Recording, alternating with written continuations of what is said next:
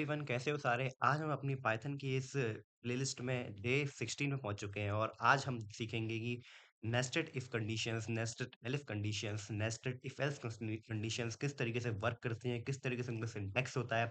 उन सब चीज़ों को देखेंगे। तो चलते हैं अपने नोट्स में और देखते हैं इन सब चीज़ों को। अगर आपको मेरी वीडियोस अच्छी लगती हो तो इस चैनल को सब्सक्राइब करें, लाइक करें, शेयर करें, कमेंट करें वीडियोस के लिए और कमेंट्स करें, जिससे कि हमें और मोटिवेशन मिले, हम और भी टॉपिक्स पर वीडियो बनाने के लिए मोटिवेट हों।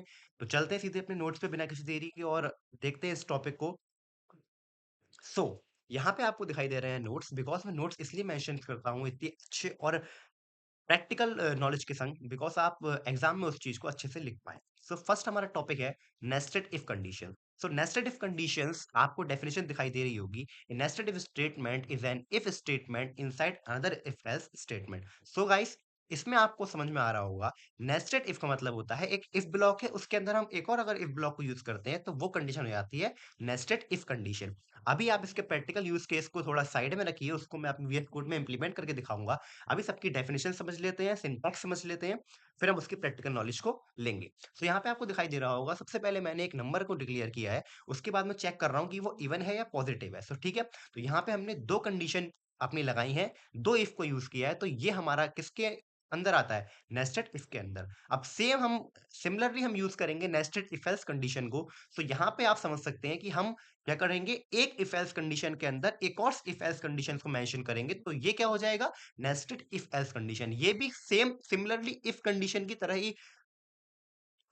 वर्क करता है, बट एक ही इसमें डिफरेंस है, बिकॉज़ आपको ऊपर केवल इफ कंडीशन आप मेंशन कर सकते हो, यहाँ पे आप इफ और एल्स दोनों को इवैल्यूएट कर सकते हो। यानी कि आप ट्रू वैल्यू को भी इवैल्यूएट कर सकते हो और फॉल्स वैल्यू को भी इवैल्यूएट कर सकते हो। ऐसे ही हमारा एक और कंडीशन आती है, nested elif condition. So nested elif condition में होता है कि जब हमें एक से ज्यादा कंडीशंस को मैच कराना होता है, इवैल्यूएट कराना होता है, तो हम यूज करते हैं नेस्टेड एलिफ कंडीशन को। तो नेस्टेड एलिफ कंडीशंस क्या होती हैं पाइथन में? सो एलिफ कंडीशंस के इफ एलिफ एल्स कंडीशंस के अंदर हम एक और इफ एलिफ एल्ड कंडीशंस को मेंशन करते हैं, तो यहाँ पर हमारा बन जाता है नेस्टेड एलिफ कंडीशन।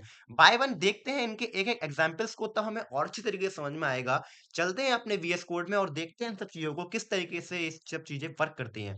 सो ये है हमारा वीएस कोड। यहाँ पर हम करते हैं वाइस कोडिंग। ठंड बहुत हो रही है, आपको पता है, उंगलियां जाम हो गई, लेकिन कोड लिखने में हमारी उंगलियां जाम नहीं होती है। कोड हमने पहले से यहाँ पे लिख रखा है। सो मैं आपको दिखाना चाहता हूँ, पहला हमारा कोड है, ये हमारा जो एग्जाम्पल है वो है नेस्टेड इफ का।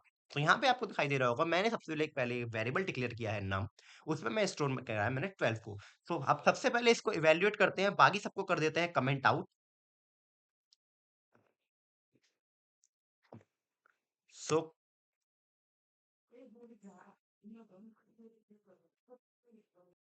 मैंने बाकी सब कोड को कर दिया है कमेंट आउट। हम केवल अपने पहले वाले कोड को देखेंगे, जो है हमारा इफ से रिलेटेड। मैं इसको रन करता हूँ, फिर आपको समझ में आएगा कि ये सब चीजें किस तरीके से वर्क करती हैं। यहाँ पे हमारा इवेल्युएट होके आया है, number is positive and number is even.